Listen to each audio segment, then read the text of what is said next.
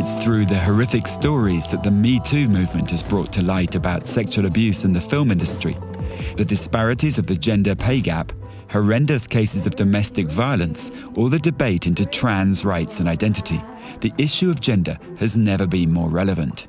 In Spain, the British Council's project We Are Equals, in partnership with our national radio program The Selecta, sets out to promote gender equality in the music industry. I'm Nicholas Jackson for the British Council, and as part of this project we head to BIME Festival in Bilbao to host 2 roundtables with leading women from the UK music industry to discuss this question of gender equality, or the lack of it. We're joined by Lyndon Campbell from the all-powerful independent label Domino Publishing Company, also by BBC broadcaster and top DJ Jamz Supernova, and by soul artist Tawiah, whose talents have attracted the attention of luminaries like Giles Peterson, Mark Ronson, and a long list of leading artists, producers and broadcasters, and whose track Queens has provided the introduction to this podcast. So, recorded live from the Bizkaia International Music Experience in Bilbao, here's one of our 2 panel discussions on gender equality in the music industry. Gender equality in the music industry, how much is it lacking? I definitely think it's a massive problem. I think it's always been a problem. I think it's now a problem that we're talking about. So I think that the problem has always been there, but now we're at a stage where we're actually being able to have open and honest conversations about gender equality. I think when I first started working in radio, I was 19 years old at the BBC, and it was I didn't notice the gender equality behind the scenes because for some reason at BBC Radio 1 Extra, a majority of the producers were female. But when you start to look up the chain and you start to look at senior management and how much that changes and how far up you go, then you start to notice a lack of females. And then when I left the BBC, well, not left, but when I started to work in other organisations, that's when I'm like, oh, I'm the only female.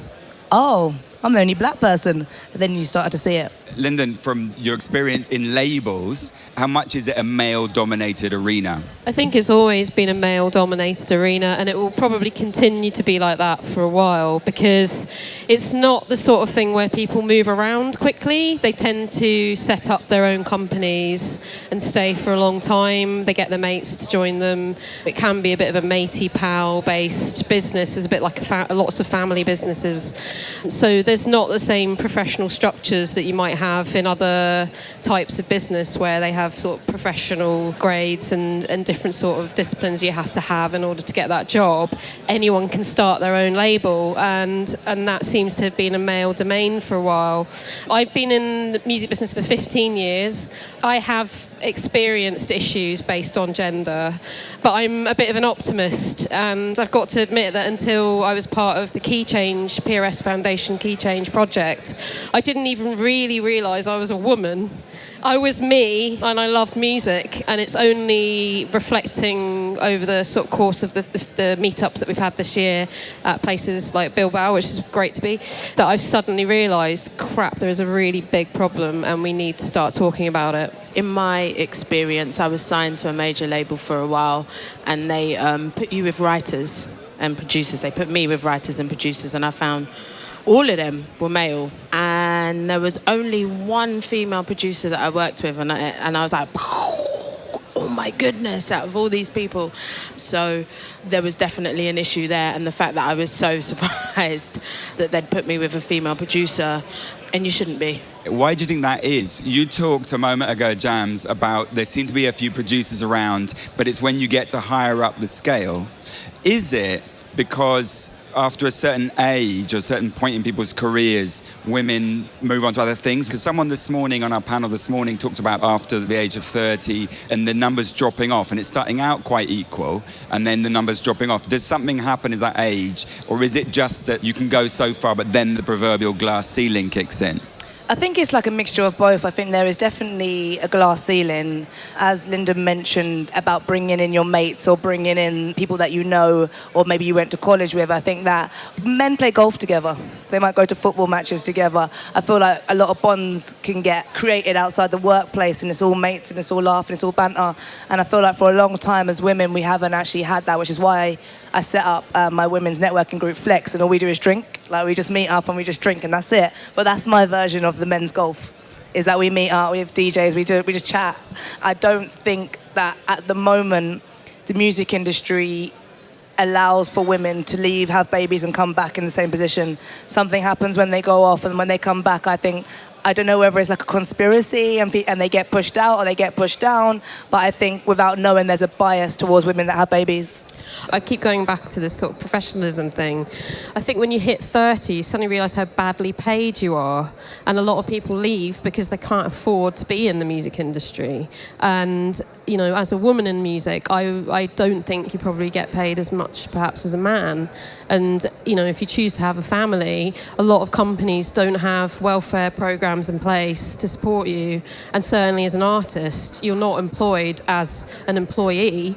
You give your music rights, but no one gives you any welfare support. Talking of artists, going back to the Brit School, presumably there's a fairly even number of male and female students. I mean, performing arts in general in theory, is quite a balanced area. When you were at the Brit School, was that the case? Or was it already beginning to show? And I think about the famous students coming out of the Brit School. Most of the names I can think of, you know, whether it's Adele or Amy or whoever, they're female artists. So when people start out, is it relatively equal at that point? At Brit, I didn't really feel like there was a lack of female vocalists, but there was a lack of female guitarists, bass players, drummers. That was male dominated for sure. I actually didn't sing in my audition. I played the clarinet, which is hilarious. And I didn't, I played the clarinet in my Brit School audition, and I didn't sing at Brit for ages. What do you do? Yeah, I play the clarinet. And it took a couple months before I sang. So, yeah, I think in terms of singers, there wasn't a lack of female representation, I wouldn't say, but producers, there was the tech department, that was male dominated as well. And this came up this morning as well a little bit, but genre and areas of the music industry. So in other words, for maybe an R&B singer, that's kind of legitimate territory for a female voice, but as soon as you get guitars involved, it seems to be quite a male area. Domino has a lot of indie bands on the label, and they're pretty male, I think, on the whole. How does that happen? I really do think independent music is about the individuals who may be male or female setting what their taste is. And if they like men who play guitars, then they're going to sign men who play guitars. I know you can go into a lot deeper than that, but, you know, I think it does come down to personal taste. And then once those men perhaps get access to hearing women like Go Girl or whoever it might be, then they suddenly opened up to something else that they didn't have access to. But I think, you know, there's been women playing guitars for a long time. And I think sometimes it's about the way that you approach people. Not everyone's the same, and they don't necessarily want to be in some grotty bar playing a guitar. They might be a higher standard of living that they want to. They might not want to be in a van touring everywhere.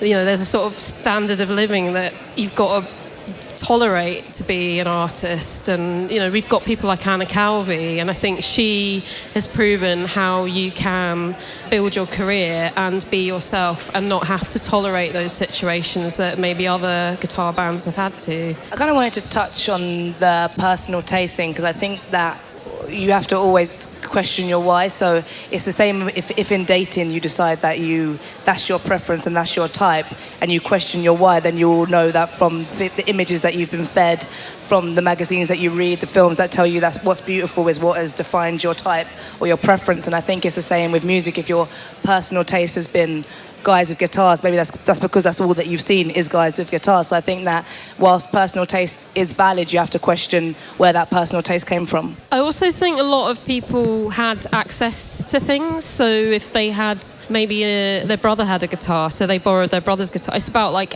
I think the really worrying thing at the moment is a lot of small venues are closing, people are struggling to get access to equipment. And, you know, maybe if a girl's got access to a guitar, then she can pick it up and play it. But right now, they're stopping music lessons. You know, it's getting harder and harder to get access to instruments. But it seems like, you know, when a woman does pick up a guitar, she can be just as good as a man. So I was just like, of course, yes, yes.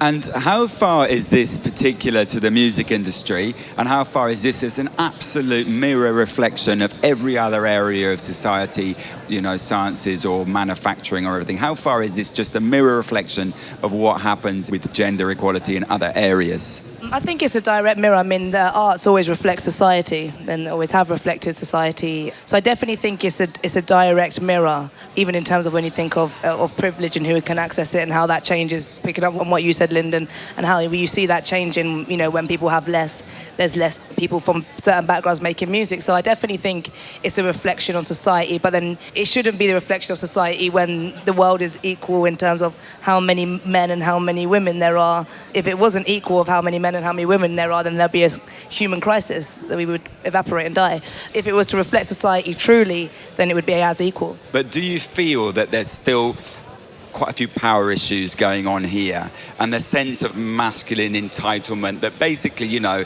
we can have women artists, they're meant to dance well and look good, but who has the power and who has the control ultimately is the people who are meant to have it, the men, because that's how it works, right? Whether it's in radio, whether it's in publishing, performance, programming and festivals, is there still a sense that there needs to be a power shift apart from anything else? I don't think all men are anti-women. I think there are men who are themselves feminists, and so I think it's about those guys being able to turn around to someone who's being an arsehole and go, look mate, that's out of order. Anecdotally, if I have an A&R meeting, right now at Domino, we just had our entire A&R team come and meet in London. And it was kind of weird. It's like all these sort of secret people that I don't even know. They're just sort of creeping around, spotting bands and stuff. And it was actually quite even. And the men that we do have are very pro-female. And I think you'll see our roster has become quite biased towards women recently.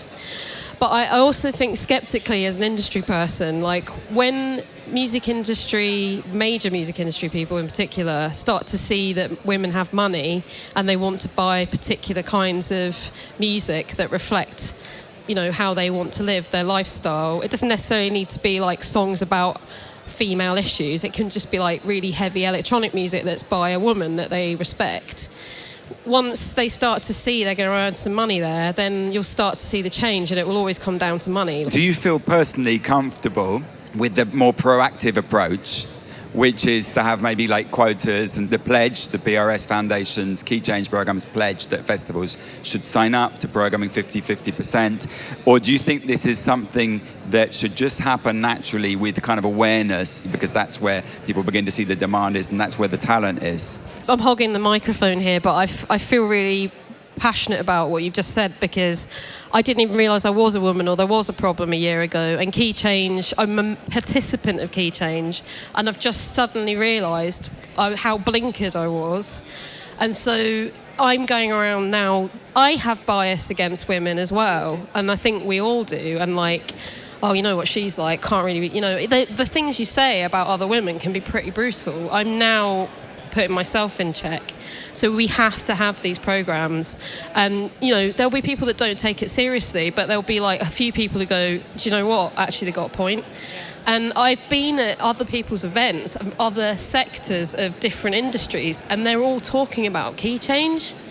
They're like, whoa, like we should do that too. So I mean that can only be a good thing, and hopefully, because it doesn't say women in music, Keychange will be about equality across financial spectrums, gender, sexuality, whatever it may be. It will be about positive future change. I think that having quotas is really important. I think as someone as the double minority, I think it is very important. I think it's important until the playing field is leveled, and the playing field in many sectors isn't leveled. Yeah. To have quotas allows me to be seen and allows me to be heard. It doesn't mean that my talent is any less. I still have the same talent, if not more, than the people that I'm competing with. But in terms of getting through that extra notch in order to be seen and to be heard, I have someone that has benefited from quotas on many occasions. It's true, it's very true.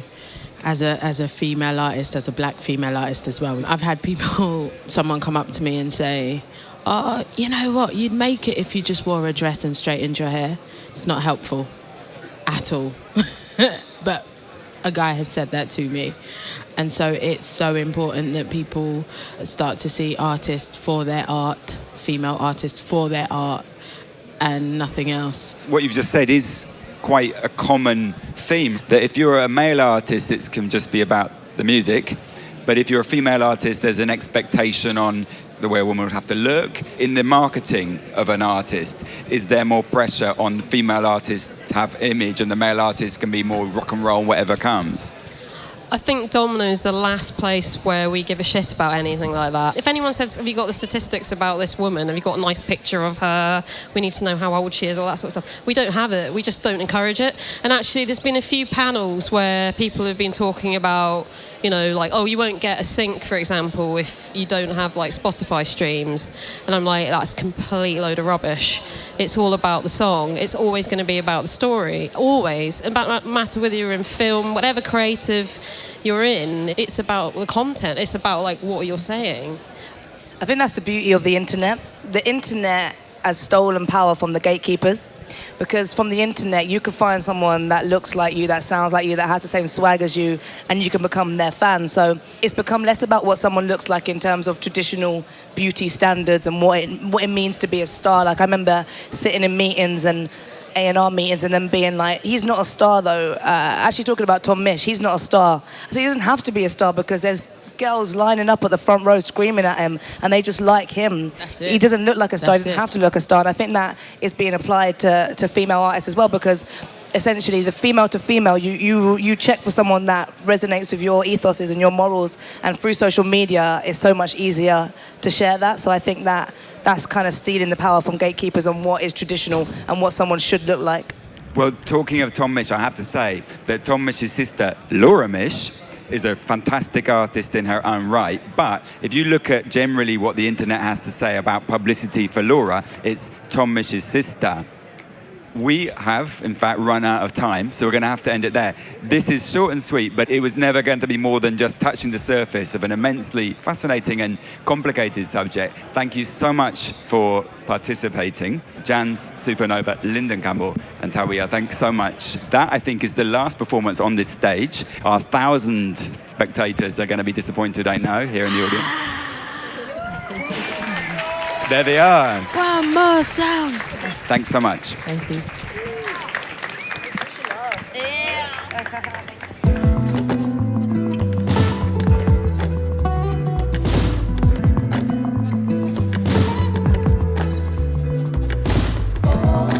This podcast is brought to you from the Vizcaya International Music Experience, BIME, in Bilbao, Spain, by the British Council, the United Kingdom's official organisation for cultural relations and educational opportunities, working in 110 countries around the world.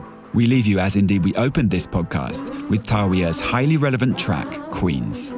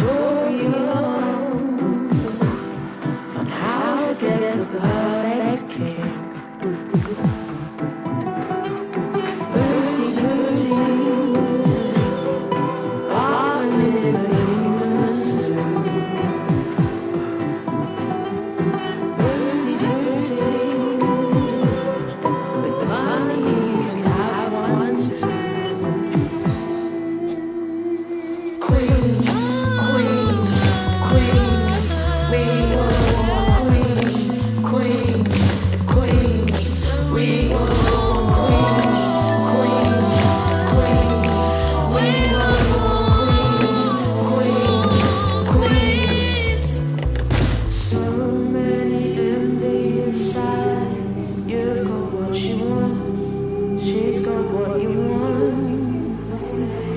So